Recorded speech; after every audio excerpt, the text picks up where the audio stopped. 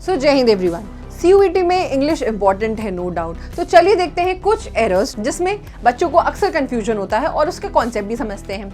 सबसे पहला question, neither of the boys have completed there assignment on time. अब ये PYQ है, ठीक है। अब आपको उसको समझना है क्योंकि इसी से ओरिएंटेड आपके एग्जाम्स में भी क्वेश्चंस बन सकते हैं। पहला क्वेश्चन कहता है नीदर ऑफ द बॉयज। अब समझिए यहाँ पे बात क्या है, हमारा सब्जेक्ट क्या है, नीदर। नीदर बात करता है दो में से कोई नहीं, तो हम लोग बात तो इंडिविजुअली कर रहे हैं ना, और हमारा कॉन्सेप्ट कहता है कि अगर सब्जेक्ट सिंगुलर है तो वर्ब भी सिंगुलर होना चाहिए था। सो एरर आपका किस पार्ट में चला जाएगा, बी पार्ट में, दैट इज हैव की जगह यहाँ पे क्या होना चाहिए था, has. Next question, hardly had she. अब ये देखिए नेगेटिव वर्ड है तो यहाँ पे इन्वर्जन लगा है जो कि बिल्कुल सही है। Hardly had she reached the station then the train left. अब ये यहाँ पे पेयर्स आ जाते हैं।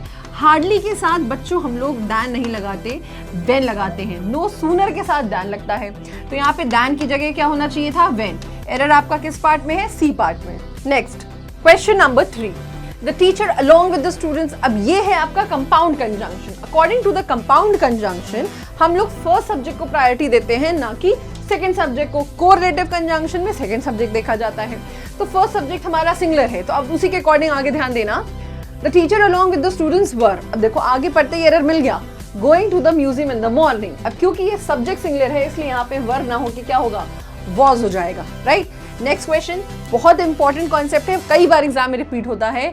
Each of the players, each हो गया, ईदर हो गया, नीदर हो गया, राइट। ये सारे अपने साथ सिंगुलर वर्ब ही लेंगे।